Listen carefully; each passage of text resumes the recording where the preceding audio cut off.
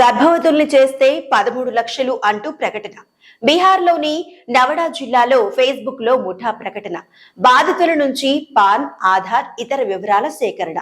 Hotel గదుల కోసం బాధితుల నుంచి డబ్బుల వసూలు.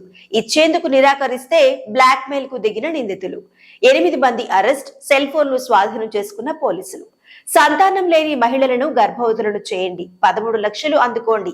ఈ ప్రకటన చూసి ఇదేదో బాగుందని వెళ్లిన వారు నిలువునా మోసపోయారు. బీహార్లోని నవడా జిల్లాలో బయటపడిన ఈ స్కామ్ కలకలం రేపింది.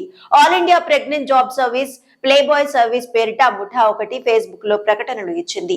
సంతానానికి నోచుకోని మహిళలను గర్భవతులను చేస్తే 13 లక్షలు పొందవచ్చని ఊరించింది. అంతేకాదు, గర్భవతులను చేయడంలో విఫలమైన 5 లక్షల వరకు పొందవచ్చని పేర్కొంది. అంతే, ఈ ప్రకటన చూసిన వారు ఇదేదో బాగుందని పొలోమంటూ ఆ సంస్థను ఆశ్రయించారు.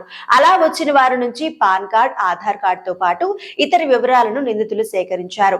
రిజిస్ట్రేషన్ ఫీజు కింద 799 రూపాయల చొప్పున వసూలు చేశారు. అనంతరం రిజిస్ట్రేషన్, హోటల్ గదుల బుకింగ్స్ పేరిట డబ్బులు వసూలు చేశారు. అలాగే సెక్యూరిటీ డిపాజిట్ కింద 20,000 వరకు వసూలు చేశారు. డబ్బులు ఇచ్చేందుకు బాధితులు నిరాకరిస్తే బ్లాక్ మెయిల్ చేసేవారు. ఇలా బాధితుల నుంచి పెద్ద మొత్తంలో వసూలు చేశారు. ఈ ముఠా వ్యవహారంపై అనుమానంతో కొందరు ఫిర్యాదు చేయడంతో కేసు నమోదు చేసుకున్న పోలీసులు రంగంలోకి దిగారు. నిందితులు ప్రిన్స్ రాజ్, భోలా కుమార్, రాహుల్ కుమార్ సహా 8 మందిని అరెస్ట్ చేశారు. వారి నుంచి 6 మొబైల్ ఫోన్లు స్వాధీనం చేసుకున్నారు.